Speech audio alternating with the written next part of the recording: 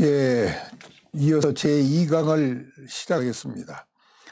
방금 앞 시간 끝날 무렵에 말씀드린 바와 같이 건강, 행복, 장수의 비법에 소위 습관적인 측면, 생활 습관적인 측면에서 일반적인 생활을 속에서 우리가 어떻게 살아야 되겠느냐 하는 것에 대해서 설명을 드리도록 하겠습니다. 먼저 제가 얘기하고 싶은 것은 이미 전에 강의할 때 얘기한 우리의 노화는 바로 이 활성산소가 주범이고, 또 주범 두 번째로는 나이가 들면은 호르몬, 각종 호르몬이 점점 줄어지고 말라가는 그러한 두 가지 주범이 있다, 그런 얘기를 했습니다. 그러면 이 활성산소가 어떻게 해서 우리 몸의 주범이 되느냐 하는 것을 한번 간단히 짚어보고 이야기를 드리도록 하겠습니다. 특히 이걸 하나 기억해 두세요. 존스 홉킨스 대학의 의학부는 전 세계적으로 현대의학의 흐름을 이야기를 많이 하고 있는 아주 중심적인 현대의학의 상당히 선진 의학부라고 생각합니다. 거기서 맨 먼저 주장한 내용입니다. 지구상의 인류가 앓고 있는 질병은 약 3만 6천여 종이라고 합니다. 그런데 3만 6천여 종의 질병 가운데 이 질병이 모든 원인은 활성산소라고 합니다. 모든 원인은 활성산소다. 이렇게 공포를 했어요. 이제 그런 측면에서 이 우리 질병의 주범이 활성산소라고 볼 때, 그러면 활성산소가 우리 몸을 어떻게 망가뜨리느냐, 그것은 이제 알고 다음 얘기를 들은 것이 좋을 것입니다. 우리 자연계에는 산소가 우리의 생명을 유지시켜주고 있습니다. 이 산소라는 이 공기 중에 있는 산소가 두 개가 짝을 이루어 가지고 이 한 쌍의 산소가 존재하게 되면은 아주 편안하고 그냥 자기의 역할을 다 할 수 있는 좋은 산소로, 이게 물이 이 몸속으로 들어가는 순간에 이미 산소가 두 개의 산소가 짝을 이루어요. 이 세상은 짝을 이룬다는 것이 하나의 가장 기본 원리인 것 같아요. 짝을 이루었을 때 온전한 산소로서 역할을 해서 우리 몸에 들어가서 바로 그 섭취된 음식을 이렇게 소화를 시켜서 에너지를 만들어주는 생명의 원동력을 하고 있는 것이 바로 산소의 그 한 쌍 한 쌍이 두 개가 이루어져 가지고, 두 개가 한 쌍을 이루어 가지고 우리 몸속으로 들어간 그런 산소가 그 역할을 해낸다 이것입니다. 그런데 그 산소가 들어가서 어떤 이유에서든지 바로 분리가 된다든지 또는 어떤 하나의 원자나 전자가 이탈되어 가지고 짝에 맞지 않게 되게 되면은 바로 외로운 신세가 된다. 그 외로운 신세가 되면 미친 듯이 바로 그냥 떨어져 나간다고 그럽니다. 떨어져 나가. 하나에 남아있는 산소가 떨어져 나가는 것이 그것이 무엇이냐? 그것이 활성산소다 이것입니다. 떨어져 나감으로써 이제 그 활성산소가 된다고 그럽니다.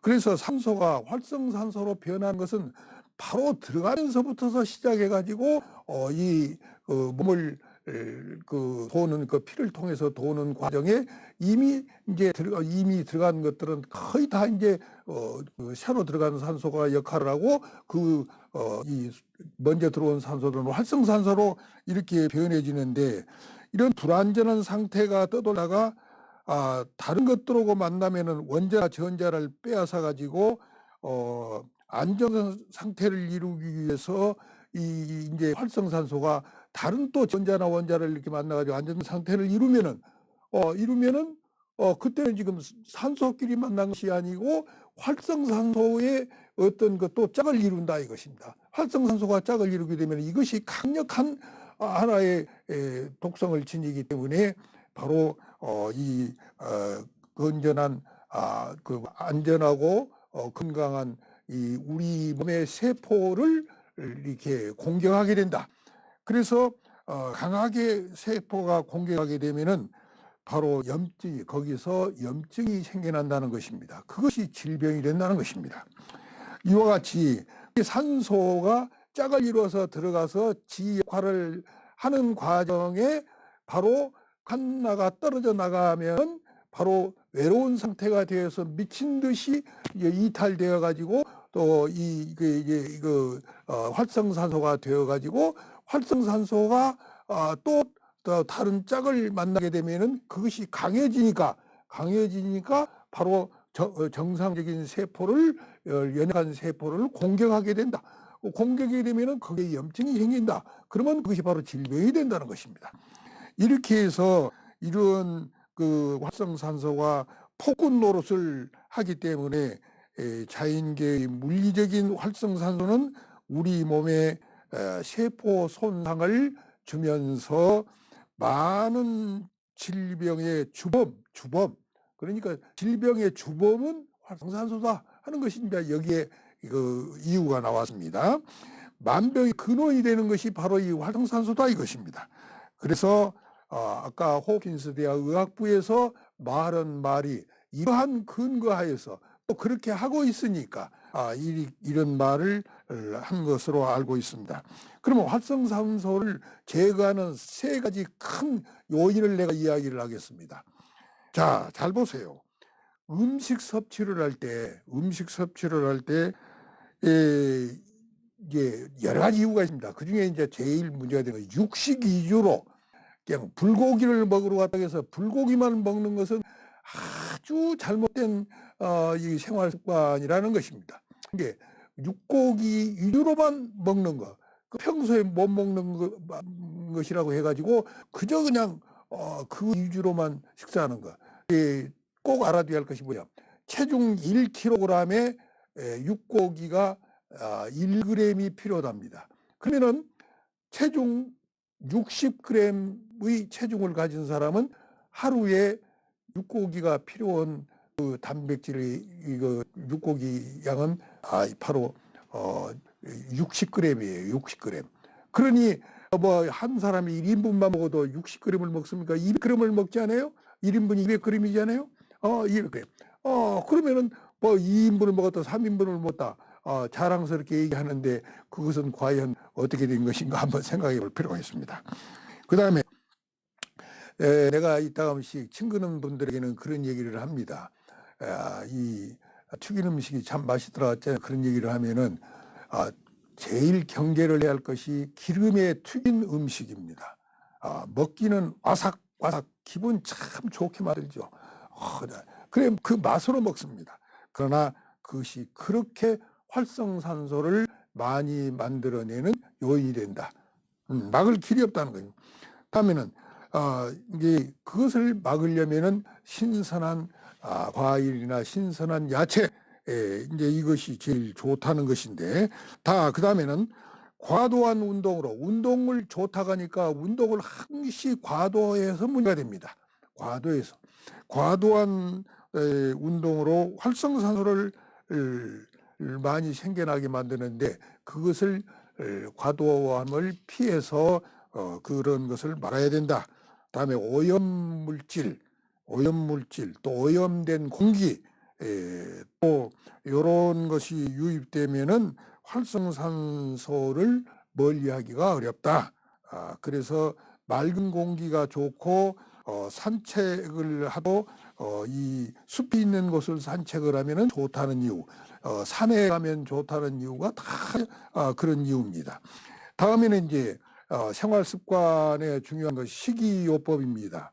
내가 전에 얘기했던 내용은 생략을 하고 규칙적인 식사를 하는 것인데, 그중에서 또 내가 하나 더 얘기를 하고 싶은 것이 이 과식을 삼가라 그랬는데, 과식이 음식은 많이 좋은 것은 많이 먹었는데 좋을 것으로 생각하고 먹었겠지요.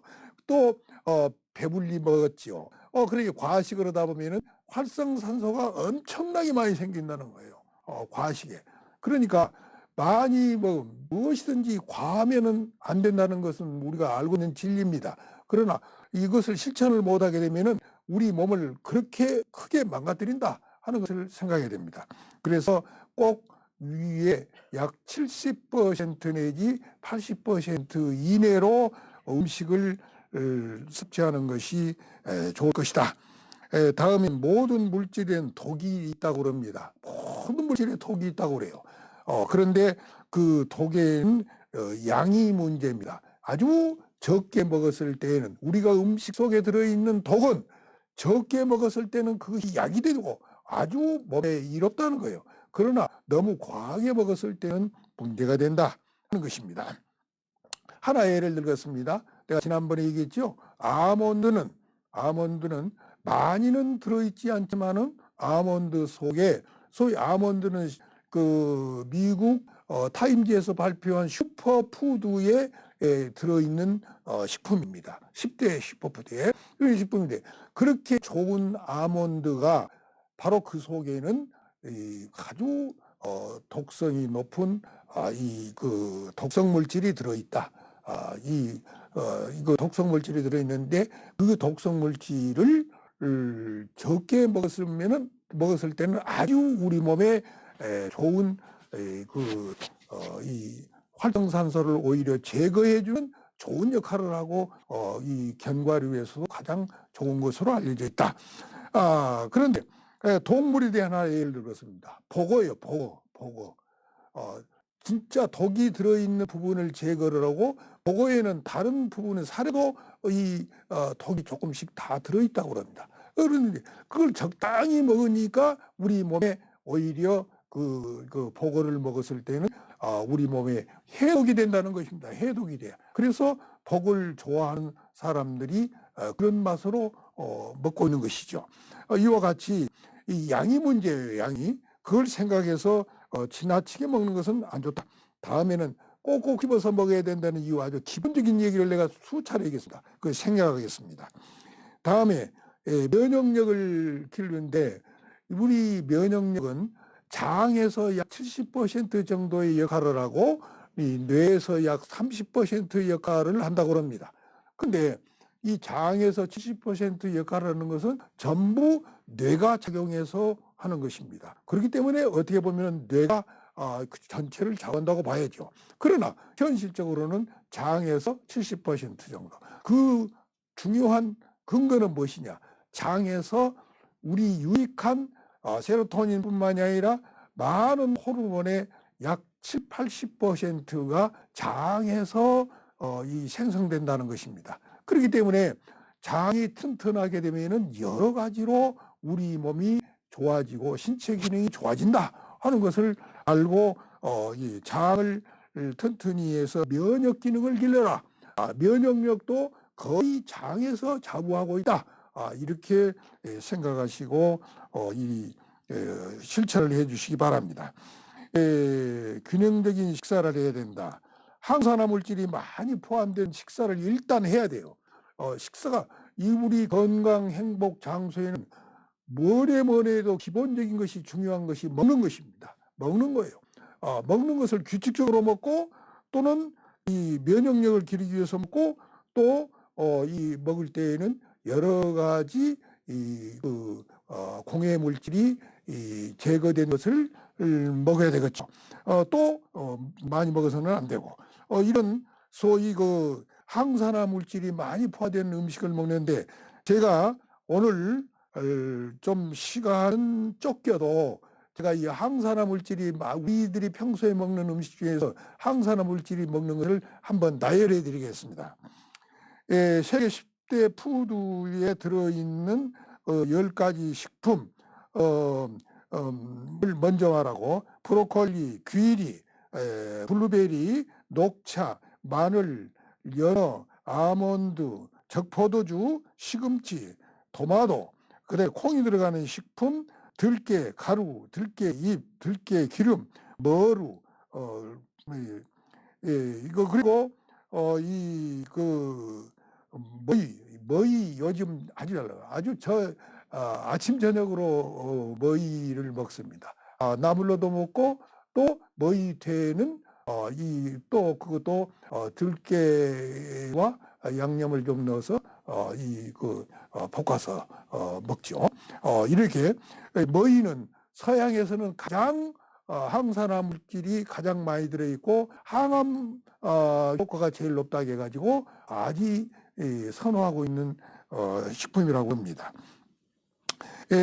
다음엔 알로에, 딸기, 사과, 오렌지, 요구르트, 도라지, 가지, 고추, 고구마, 생강, 양파, 부추, 율무, 기장, 그리고 파, 상추, 치거리, 지난번에 얘기했습니다.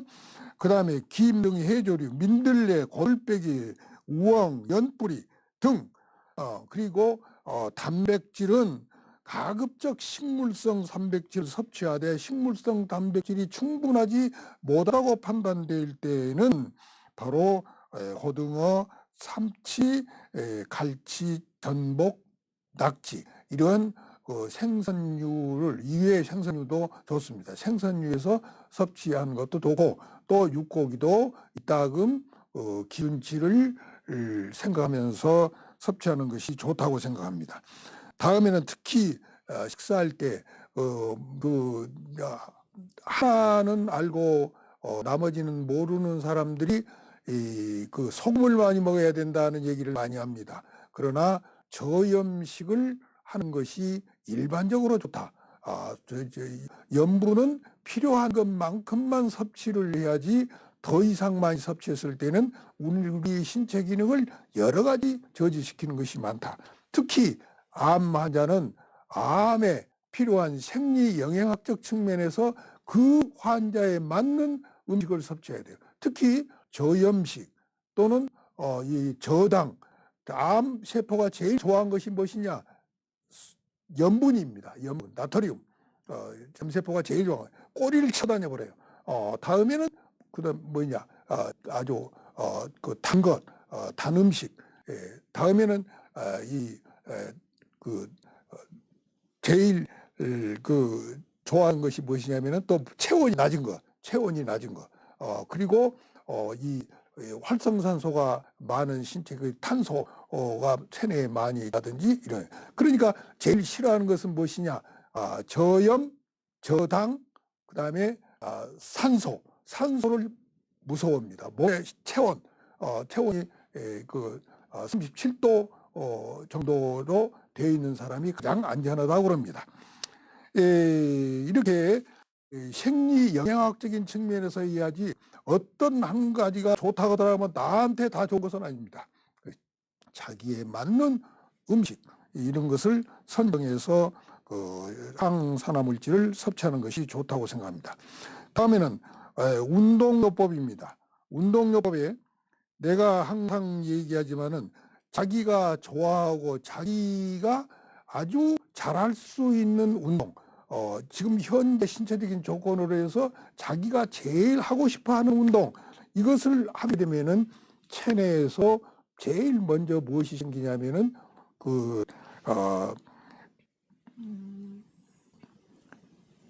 DHEA라는 소위 자기가 좋아하고 자기가 하고 싶은 일을 한다든지, 자기가 좋아하고 자기가 하고 싶은 운동을 하게 되면은 DHEA라는 호르몬이 생기면은, 그 호르몬은 바로 그 무슨 호르몬이냐면은 다른 유익한 호르몬을 많이 만들어낼 수 있는 원료가 되는 호르몬입니다. 그러니까 그것이 바로 한때 우리나라에서도 회춘약으로 알려져 있었습니다. 그러나 그것을 화학적으로 만들어진 것을 섭취하는 것은 아주 좋지 않습니다. 그러나 우리가 몸에서 스스로 생성시켜서 사는 것은 아주 좋은 훌륭한 명약입니다. 그렇기 때문에 바로 DHEA가 많이 생성되면은 첫째는 성 호르몬이 여성 호르몬, 남성 호르몬 이 성 호르몬이 생겨날 수 있는 소위 기반적인 원료가 되기 때문에 바로 DHEA는 운동을 하고 자기가 좋아하는 일을 스스로 우러나서 했을 때 생기는 것입니다. 다음에는 운동을 하게 되면은 BDNF 소위 뇌신경세포 영양인자입니다. 이것은 바로 뇌의 신경세포를 더 활성화시키고 뇌의 신경세포를 더 많은 뿌리를 뻗게 만들어서 시냅스를 많이 형성해서 뇌 기능을 더 활성화시키는 좋은 영양제가 된 것이 바로 BDNF입니다. 브레인 디브라이비드 뉴로트로픽 팩터. 이것은 바로 이 뇌의 이 생성을 돕고 있는 뇌의 증식을 돕고 또 뇌의 기능을 더 활성화시키고 신경망을 더 퍼뜨리는 역할을 하는 그 영양제가 되는 것이 바로 이것입니다. 그렇기 때문에 운동을 하고 가벼운 운동을 하고 공부를 하게 되면은 공부 효과도 좋아지고 몸도 건강해지고 이래서 많은 좋은 소위 선진 이 학교에서는 아침이면은 아침 운동을 하고 하루 일과 공부를 시작하는 학교가 이 일과표에 들어있는 것으로 알고 있습니다. 우리나라는 그 아침에 운동을 하게 되면 그냥 몸이 지쳐가지고 공부를 망친다 해가지고 아침에는 운동을 피하는 그런 그런 생각을 가지고 있는 사람도 많은 것으로 알고 있습니다. 그 다음에는 잠자기. 그래서 모든 이 신체의 몸과 뇌의 기능이 다시 활동을 할 수 있고 제 기능을 발휘할 수 있도록 회복시켜 주는 것은 바로 잠자기입니다. 이 잠을 잘 때 항상 밤 11시부터서 새벽 2시까지는 숙면을 해야 된다. 그 시간만 충실하게 자도 많은 효과가 있다. 그러나 어느 정도 이 자기 잠잘 시간은 확보해서 잠을 충분히 잤을 때 신체의 기능이 좋아지고 모든 기능이 활성화될 수가 있다. 특히 잠에 방해되는 요인을 제거를 해야 됩니다. 방에 불빛이 들어오는 것을 차단해야 되고 특히 핸드폰을 옆에다 두고 잠을 잔다든지 또는 시계를 옆에다 두고 잠을 자가지고 수시로 자다가 시계를 보고 하는 것. 이 세 가지를 유념해야 됩니다. 그래서 잠자는 방은 항상 잠자는 방으로만 써야 됩니다. 잠자는 방으로만 써야 돼요. 그래가지고 그곳은 내가 잠자는 곳이다 하는 그 인식이 분명히 되어 있어야 됩니다. 그래야 그 신경망이 형성돼서 바로 그 잠자는 방에 가서 누워있게 될 때 스스로 잠이 온다는 것입니다. 좋은 습관 바꾸기. 참 이건 참 중요한 얘기입니다.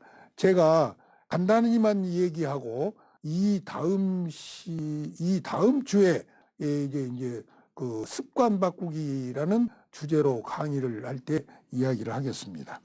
이것은 작심삼일이라는 것 하나만 이해를 해 주십시오.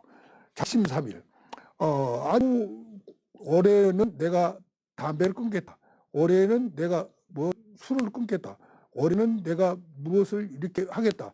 올해는 내가 헬스장을 나가겠다. 이렇게 해놓고 사흘 나가도 그만두어버리는 경우가 무엇이냐.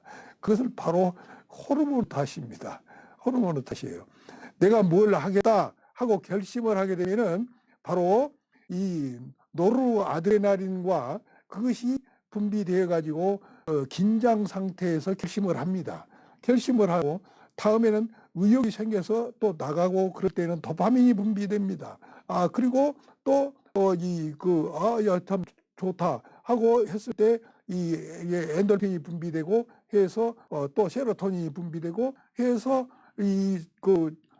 결심을 하고 처음에 시작할 때는 그 호르몬이 분비가 됩니다. 그런데 그게 점점 하루 이틀 사흘 가는 동안에 이 호르몬이 자연적으로 어떤 호르몬은 먼저 소멸되어 버리고 어떤 호르몬은 조금 늦게 소멸되고 해가지고 사흘쯤 지나면 그 호르몬 분비가 자연적으로 하향 곡선을 가게 되어 있습니다. 그럴 때 다시 긴장 상태에서 자기 의식을 살려서 의지력을 높여가지고 또 다시 결심을 하면서 나간다 하면 가능한데 그리 못하고 점점 그 호르몬이 점점 사라지는 과정에 점점 해이해집니다. 그래서 사흘 후에는 그만두어 버리는, 사흘도 못 가서 그만두어 버리는 그런 현상이 나오면 작심삼일입니다. 그래서 333이라고 요즘 그런 얘기들을 많이 하는데 그것은 뇌과학에서 무슨 원리냐? 작심삼일은 이런 호르몬의 영향이 있으니 바로 다시 시작한다 이렇게 생각하지 말고 계속해서 이 긴장 상태를 유지하면서 그 시간이 되면 나는 그 행동을 안 한다 또는 그 시간이 되면 그 행동을 한다 이런 그 자기의 의지를 분명히 해서 나가게 되면은 그 시간에 그 일을 해야 할 때 또는 그 담배를 끊기로 했으면 끊겠다는 그런 강한 의지로 이렇게 그 행동을 이 과단성 있게 해 나가면은 이제 3일을 유지하고 다음 유지하고 하면서 어려움을 겪으면서 21일 3주입니다. 3주. 그래서 3주. 3주가 되면은 바로 어떤 현상이 오냐. 바로 마음을 강하게 먹은 사람은 모든 것을 습관을 바꿀 수 있는 신경망이 연결이 되는 기간입니다. 그것은 바로 뭐냐? 내가 여기까지만 얘기하겠습니다. 바로 대뇌 피질, 이 전두엽에서 그런 결정을 내린 때 신경에 자극을 주게 됩니다. 그러면 이 전두엽의 대뇌 피질에서 그걸 받았어요. 받아가지고 이게 점점점 3주가 되어야 이 대뇌 피질에서 감정은회에서 바로 생리적으로 작용할 수 있는 우리가 본능적으로 생활을 할 수 있는 소위 컨트롤을 할 수 있는 그 뇌의 신부, 뇌간이라고 하면은 바로 뇌의 중요한 줄기입니다. 원뿌리. 바로 이것이 숨을 쉬고 먹고 잠자고 자손을 뻗뜨리고 하는 그런 역할을 하는 그 신부의 소위 그 본능적인 모든 행동을 컨트롤해주는 그런 그 뇌까지 들어가기가 21일 걸려요. 21일. 그렇기 때문에 3주입니다. 3주. 그래서 습관이 바꿔지는 거예요. 그렇게 못 바꿔지면은 바로 60일을 뇌과학에서는 얘기하고 있습니다. 60일. 그래도 못 바꿔지면 100일. 그래 동양적인 사상이 상당히 깊습니다. 100일. 애기들 100일 잔치, 100일을 노는 거. 네. 그래서 이제 나중에 3년을 가면은 그 습관이 나의 문화로 바꿔진다 해서 3일, 3주, 3년. 이렇게 해서 습관을 바꾸는 것입니다. 이 바꾸는 이 방법이나 구체적인 사례는 이 다음 시간에 얘기로 하겠습니다. 여러분, 지금까지 건강, 행복, 장수에 관계되는 일반적인 하나의 우리의 뇌과학적 원리를 응용하는 길라잡이 형식의 강의를 통해서 여러분들이 취득된 것이 있다면 그 습득된 것을 실질적으로 실천하는 데 의의가 있다겠습니다. 실질적으로 무엇 하나라도 예를 들어서 이 자율신경계 상위 시대를 살아라. 그러면 자율신경계 중에서 자율신경계 중에서 부감신경이 교감신경보다도 상위에 항상 있을 수 있도록 생활 습관을 만들어서 살아야 되겠다 했으면 바로 그런 기법을 지난번에 강의할 때 이게 내용들을 잘 실천을 해가지고 바로 그런 생활이 우리 생활에서 일상생활화 됐을 때 여러분들은 코로나보다도 더 무서운 이 바이러스가 우리 주변에 돈다 하더라도 다 이겨낼 수 있는 힘을 충분히 가졌으리라고 믿습니다. 또 그것은 그렇게 될 수밖에 없습니다. 모든 것은 우리의 뇌가 우리의 건강, 행복, 장수를 어떻게 좌우하게 되는가 하는 원리를 습득했으면 꼭 실천에 옮겨서 여러분들이 100세 시대에 행복한 삶을 살고 계시기를 기원하면서 이 오늘 강의를 마치겠습니다. 감사합니다.